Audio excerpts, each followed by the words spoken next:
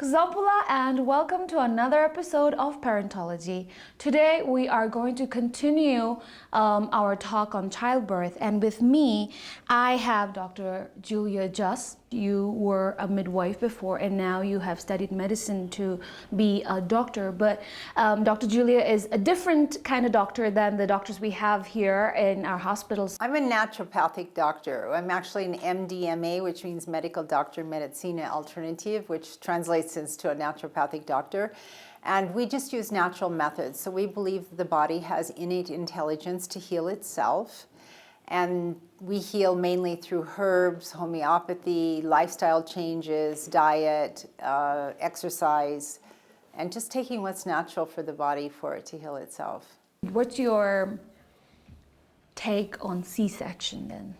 I think, I observed birth a lot here when I first came. I was allowed to observe quietly in the delivery room, and I saw how easily women gave birth here in Bhutan. I was very impressed. They just got up on the table, squatted, had their baby, wrapped it up, had a cup of suja, and then went home.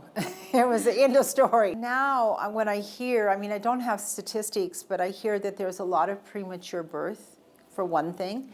So premature birth means, for me, that maybe the women aren't receiving enough prenatal care.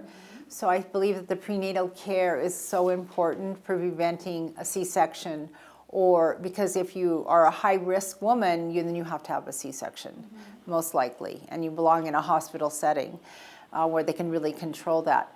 But I believe that the C-section here has become, first of all, a status symbol. And then I hear women, oh, we went to Bangkok, yes, we had an elective C-section. I don't quite think that that is really the way we should be, because you're interfering in the karma of the baby. You're not giving it a good start. And every C-section is a higher risk than a normal delivery. Doctor, I have come across a lot of expectant mothers who continue with their lifestyle, not so healthy lifestyle of sometimes smoking, sometimes eating doma, eating junk food.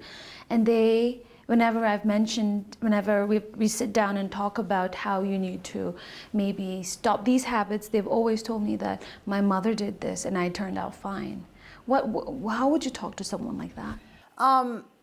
Each generation we're getting actually weaker instead of stronger. And so I don't think, people say, oh, my grandmother lived till 95 and she smoked and drank, so it's okay. It's not okay. We know that there are so many, that cigarette smoke also makes us toxic. Even secondhand smoke does. And certainly doma, we know it causes cancer if you have prolonged use. And a little bit of doma, like a tiny little bit, is okay, like a tiny little bit, because it's very anti-parasitic.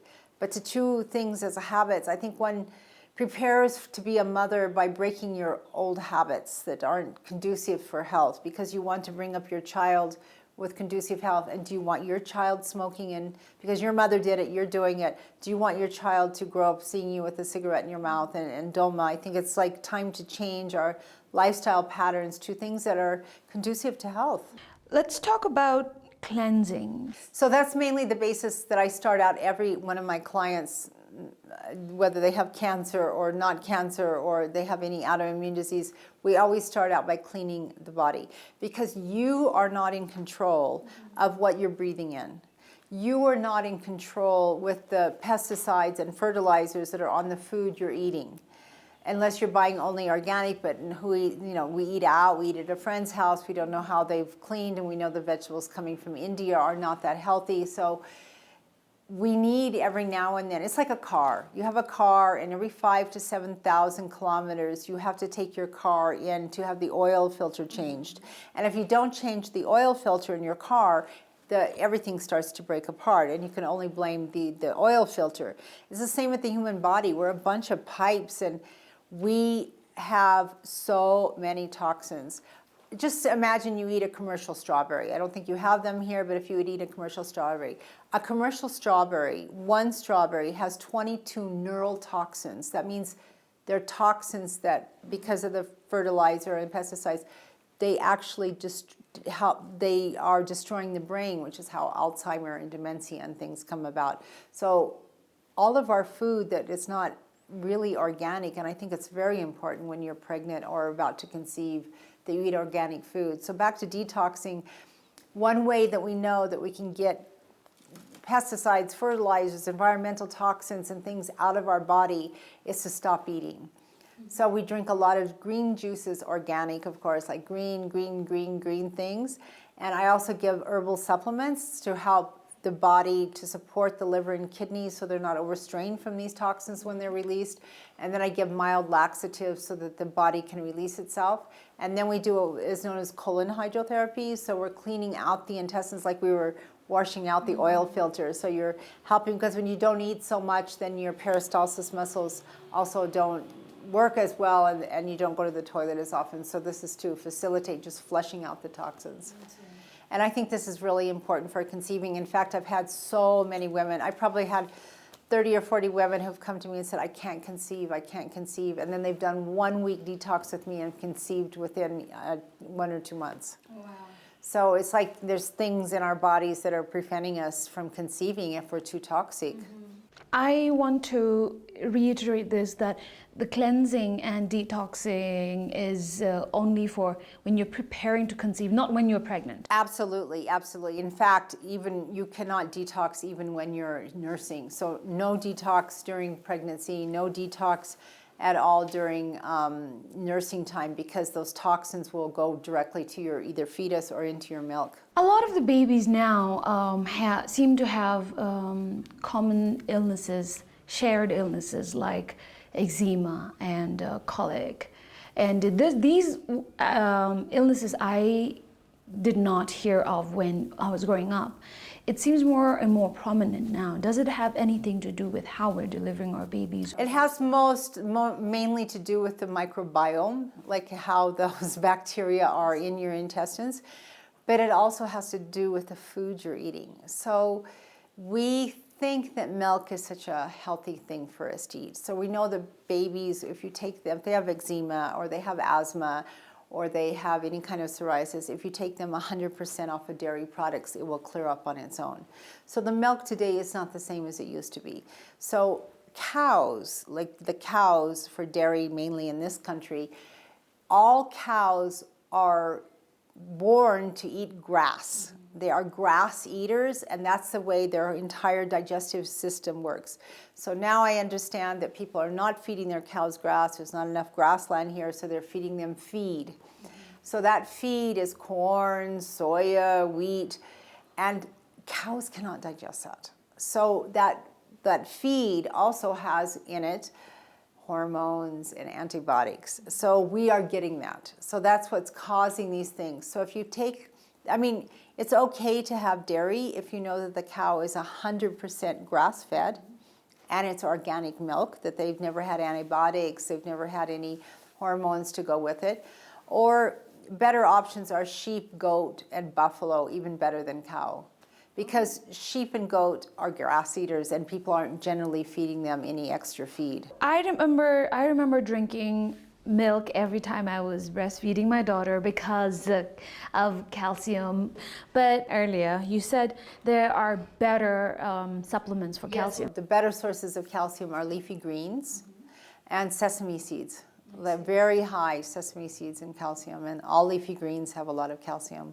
I want to ask if you could maybe stress the importance of breastfeeding.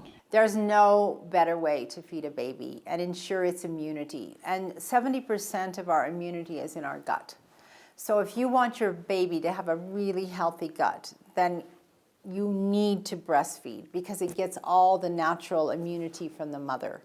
So I think it's very important to breastfeed, and breastfeed as long as you can. Ideally 2 years, but if you go a year to a year and a half, that's also quite good.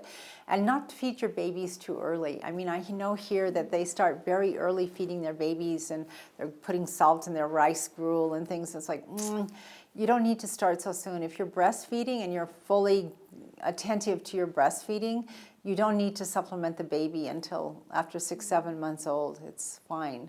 Is there anything that you want to talk about, especially related to childbirth? Let's go back before childbirth, just for 1 second. It's like I believe that it's a sacrament, and I believe it should be revered, because childbirth is like a woman giving life, bringing life onto this planet.